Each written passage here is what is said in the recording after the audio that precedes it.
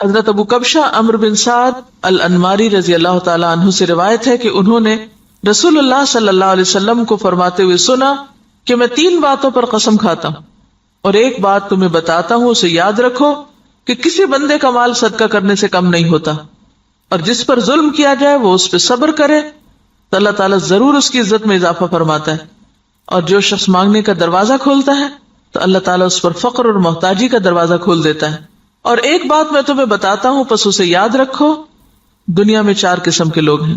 ایک وہ بندہ جسے اللہ نے مال اور علم عطا کیا، پھر وہ ان کے بارے میں اللہ سے ڈرتا ہے اور رشتہ داروں سے حسن سلوک کرتا ہے، اور ان میں جو اللہ کا حق ہے اسے پہچانتا ہے، اور یہ شخص جنت کے سب سے افضل درجوں میں ہوگا، بہت اونچا۔ اور وہ بندہ جسے اللہ نے علم تو دیا مگر مال نہیں دیا، بس وہ سچی نیت رکھتا ہے اور کہتا ہے اگر میرے پاس مال ہوتا تو یقیناً میں بھی فلاں آدمی کی طرح عمل کرتا، اور فلاں سے مراد اس کی اوپر والی کیٹیگری ہے کہ جس شخص کو اللہ نے مال اور علم دونوں دیے، بس اس کی نیت یہ ہے تو اس کا اور پہلے شخص کا اجر برابر ہے، وہ بھی درجوں کے اعتبار سے قیامت کے دن بلند ترین درجوں میں ہوگا۔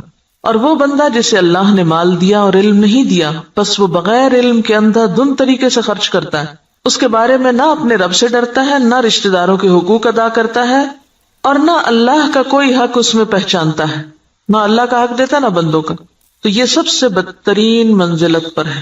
اور وہ بندہ نہیں عطا کیا اس کو اللہ نے مال اور نہ علم، تو وہ کہتا ہے اگر میرے پاس مال ہوتا تو یقیناً میں بھی فلاں آدمی کی طرح عمل کرتا، اور فلاں سے مراد اس کی اوپر والی کیٹیگری ہے جو اپنا مال بے انتظامی سے اندھا دھند خرچ کر رہا ہے، بس اس کی نیت یہ ہے تو ان دونوں کا بوجھ برابر ہے۔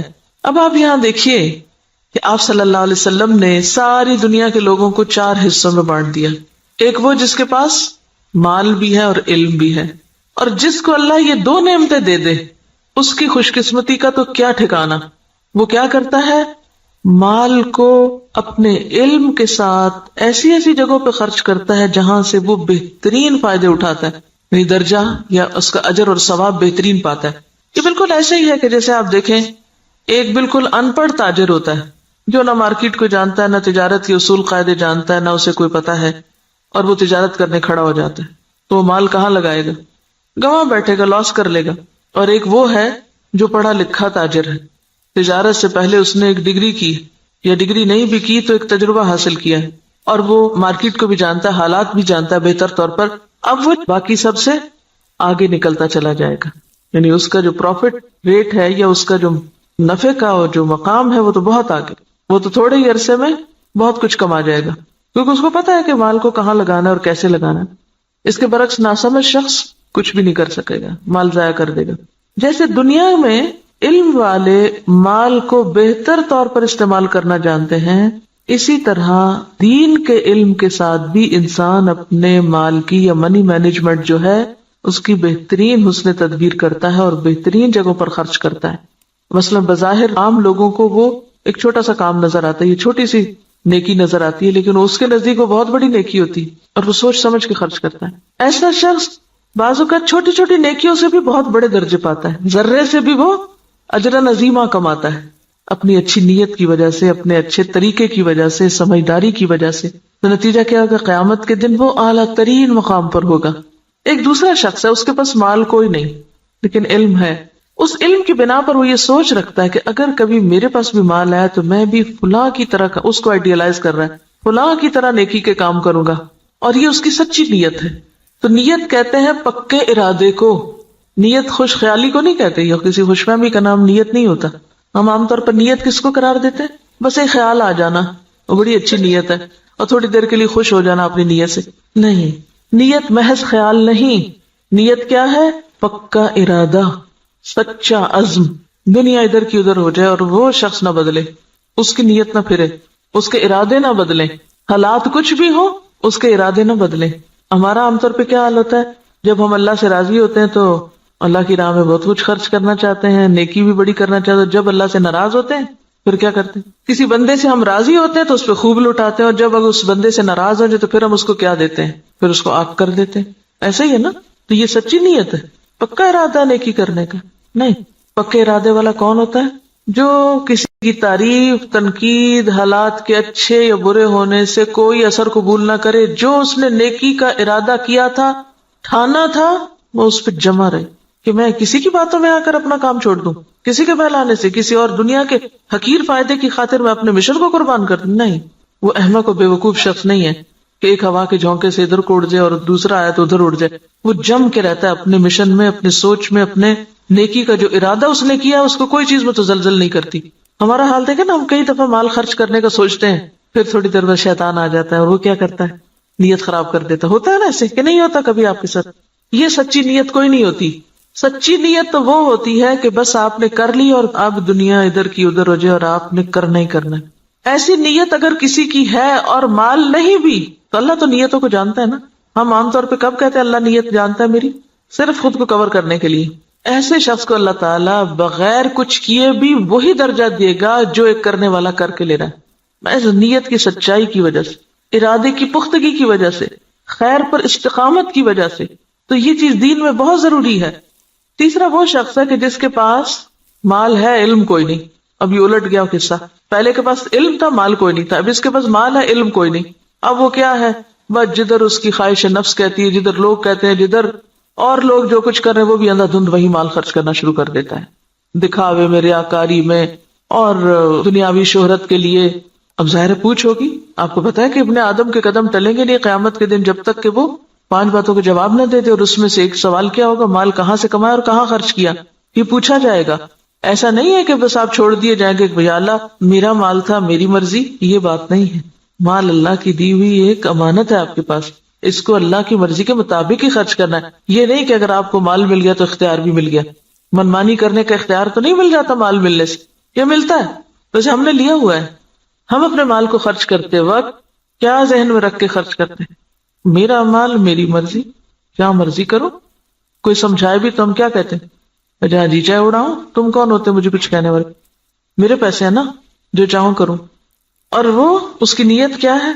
کوئی اس کی نیت نہیں.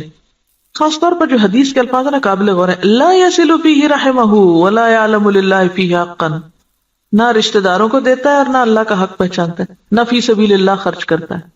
یہ مالدار شخص قیامت کے دن سب سے بدترین جگہ پر ہوگا کہ جس کو اللہ نے دنیا میں مال تو دیا لیکن اس کے پاس کوئی سمجھ نہیں ہے کہ اس نے اس کے ساتھ کرنا کیا ہے. اور چوتھا وہ ہے بدقسمت کہ جس کے پاس ہے بھی کچھ نہیں ہاتھ میں لیکن آئیڈیالائز اس کو کرتا ہے. ہی اس تیسرے شخص کو کہ جو غلط جگہوں پہ مال خرچ کر رہا ہے. عام طور پر ہم لوگ کس کی پیروی کرنا چاہتے ہیں؟ اس شخص کی جس کے پاس مال ہے اور وہ نیکی کے راستے میں خرچ کرتا ہے، یا اس کی جس کے پاس مال ہے اور وہ دکھاووں کے لیے خرچ کرتا ہے؟ انڈیا کا کوئی امیر ترین شخص اور وہ کہتا ہے کہ میں کھانا تو 2 وقت کا کھاؤں گا، لیکن اگر کوئی شخص اعلیٰ تعلیم حاصل کرنے کے لیے وظیفہ چاہے تو اپنے مال میں سے اس پہ خرچ کروں گا. تو یہ کیسی مثال ہے نا کہ اس کے پاس ہے بہت کچھ لیکن وہ صرف ذاتی عیاشی میں نہیں اڑا رہا، وہ اعلیٰ مقاصد میں خرچ کر رہا ہے. اور لوگوں کے لیے ایک مثال یہ بھی، اور ایک وہ شخص ہے کہ جس کے پاس ہے اور وہ محض خواہشات کی تکمیل میں اور ذاتی خوشی میں خرچ کر رہا ہے. تو نتیجہ کیا ہے؟ باقی لوگ بھی اس کو آئیڈیالائز کر رہے ہیں اور وہی کچھ کر رہے ہیں. آج آپ دیکھیں کہ ہمارے معاشرے میں جس طرح نمود و نمائش ہو گئی ہے یا اس کے مظاہر جو نظر آتے ہیں، اس کے پیچھے کیا چیز ہے؟ فضول خرچی کے پیچھے کیا نفسیات ہوتی؟ دکھاوا اور نمود و نمائش کے پیچھے کیا ذاتی بڑائی کا جذبہ کہ لوگ مجھے بڑا مان لیں. تو قیامت کے دن ایسا شخص کہاں ہوگا؟ اخبث المنازل، اسفل سافلین، وہ سب سے نیچے ہوگا کیونکہ اس نے اللہ کی نعمت کا غلط استعمال کیا. تو ہم سب کے لیے کیا ضروری ہے کہ ہم اپنے اپنے طریقوں کا جائزہ لیں. کوئی پیسہ خرچ کرنے سے پہلے ذرا رک جائیں اور سوچیں کہاں دے رہے ہیں، کس کو دے رہے ہیں، کیوں دے رہے ہیں، کیا مقصد ہے، کیا نیت ہے، کیا ارادہ ہے. اور اگر مقاصد چھوٹے چھوٹے ہیں، صرف دنیا سامنے ہے تو چھوٹا دل ہے اور چھوٹی جزا ہے. اور اگر دل بڑا ہے، مقاصد بڑے ہیں تو ذات سے بھی کاٹ لیں گے، اپنے آرام سے بھی کاٹ لیں گے اور بڑی جگہ پر انویسٹ کریں گے. صرف زبان کے ذائقے پر ہی خرچ کرتے چلے جانا، صرف دل کے سکون میں لباس پر ہی خرچ کرتے چلے جانا، صرف اپنی ذات ہی کو یا اپنے ہی آرام کو دیکھتے چلے جانا اور دین کے اور اعلیٰ ترین مقاصد کو بھول جانا، تو دنیا میں بھی مسلمانوں کو کس سے دوچار کر رہا ہے. اب دیکھیے، ہم نے بہت اس پر پہلے بھی بات کی تھی کہ کہ ترقی یافتہ قومیں، آپ کو پتا 40% تک ٹیکس ہوتا ہے ان کا، 40 بازوں کا 60% بھی ٹیکس ہوتا ہے، کہ آپ نے 100 روپے کمایا 60 روپے دے دیجئے گورنمنٹ کو، وہ آپ کے لیے سڑکیں بنائے، اسپتال بنائے، ریسرچ سینٹر قائم کرے تاکہ قوم ترقی کرے۔ ہمارا کیا حال ہوتا ہے کہ ہم جتنا بھی کمائیں وہ سارے کا سارا پلٹ کر اپنی جیب میں ڈالیں، گھر ہمارا محل ہو، سڑک اور گلی چاہے ہماری ٹوٹی پھوٹی ہو۔ اسی وجہ سے ہم اس حال میں ہیں کہ ہم بڑے مقاصد میں خرچ نہیں کر سکتے، اپنی ذات کے لیے اور اپنے ہی لیے، اور پھر اپنے اوپر خرچ کرنے کے لیے ایسے ایسے طریقے اختیار کرتے ہیں کہ جس سے اجتماعی فائدہ پیچھے چلا جاتا ہے۔ اب دیکھیے کہ ایک قطرہ جب دریا میں ملتا ہے تو کیا ہو جاتا ہے، وہ کیا کہلاتا ہے، دریا کہلاتا ہے، اور جب وہ صرف قطرہ رہتا ہے تو وہ اپنی انفرادیت بھی کھو دیتا ہے، اپنی آئیڈینٹی بھی ختم کر دیتا ہے۔ اگر ہم صرف اپنی ذات کو نمایاں کرتے رہے ختم ہو کے رہ جائیں گے، اور اگر ہم نے یہ سب کچھ اچھے مقاصد کے لیے اپنے آپ کو بھی اور اپنے مال اور اپنے اوقات کو بھی لگایا تو پھر اعلیٰ ترین منازل پا سکتے ہیں۔ یہاں جو بات یاد رکھنے کی ہے، بظاہر تو حدیث بالکل واضح ہے، مطلب صاف ہے، سمجھ میں آنے والا ہے، لیکن عملی طور پہ کیا کرنا ہے؟ ہر شخص اپنے اوپر کچھ نہ کچھ صدقہ لازم کرے، کچھ نہ کچھ کسی کو ضرور دیں، چھوٹا ہو یا بڑا، اور دے کے تجربہ کریں کہ یہ بات کس قدر سچی ہے۔ آپ دے کمی نہیں ہوگی، اس سے زیادہ آئے گا۔ نمبر 2، سوچے کس نے آپ پر کوئی ظلم یا زیادتی کی، نہیں یاد آ رہا تو ذرا غور سے یہ ذرا ذہن پہ زور ڈالیں۔ میرا نہیں خیال زور ڈالنے کی ضرورت، ایسی باتیں تو ہمیں ہر وقت یاد رہتی ہیں۔ کس نے میرے ساتھ کیا زیادتی کی ہوئی، سوچیں کس نے میرے ساتھ کیا ظلم کیا اور میں نے اب تک اس کو معاف نہیں کیا، ان سب کو آج معاف کر دیں، اور اپنے دل سے ان ظلم و زیادتی کے باتوں کو نکال کے دروازہ بند کر دیں، صاف کر دیں، صفائی کر دیں دل کی۔ معاف کرنے کا سب سے بڑا فائدہ صرف انسان کو خود ہوتا ہے، اپنا دل اطمینان میں آ جائے گا، اچھا کوئی بات نہیں، وہ بھی انسان ہے نا، پتہ نہیں اس کی کیا کیا مجبوریاں ہیں، اس کو کیا کیا کمی ہے، اس پہ کیا ظلم و زیادتی زندگی میں ہوئی، اس کو کیا کیا محرومی ہوئی، اس کو معلوم نہیں کیسا ماحول ملا، تو اس کو معاف کر دیں۔ اس کا کہاں سے پتا چلے گا کہ آپ نے معاف کیا؟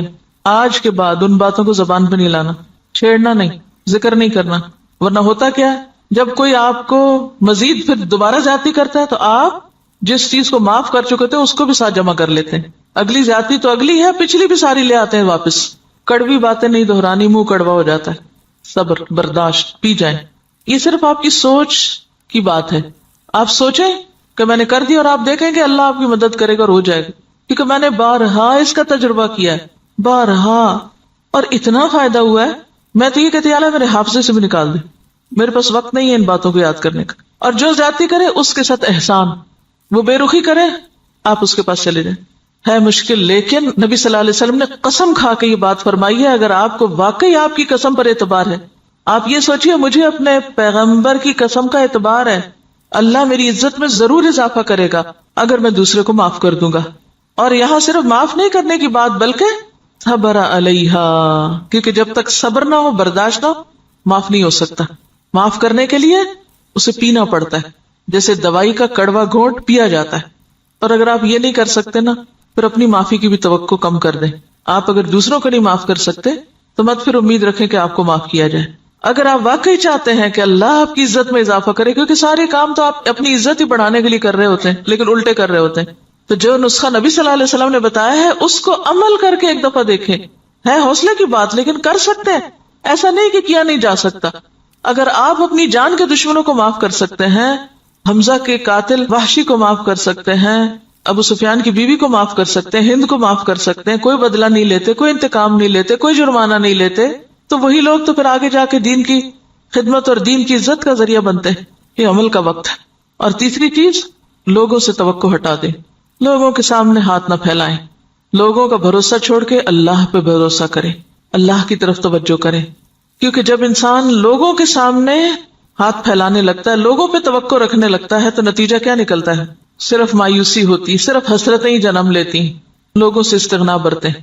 کسی شخص کے بارے میں اگر آپ کا علم یقین کی حد تک بھی ہونا کہ یہ شخص میرے لیے برا سوچتا ہے، آپ اچھا سلوک شروع کر دیں، آپ کا حسن اخلاق اس کا ذہن آپ کے بارے میں ضرور بدلے گا۔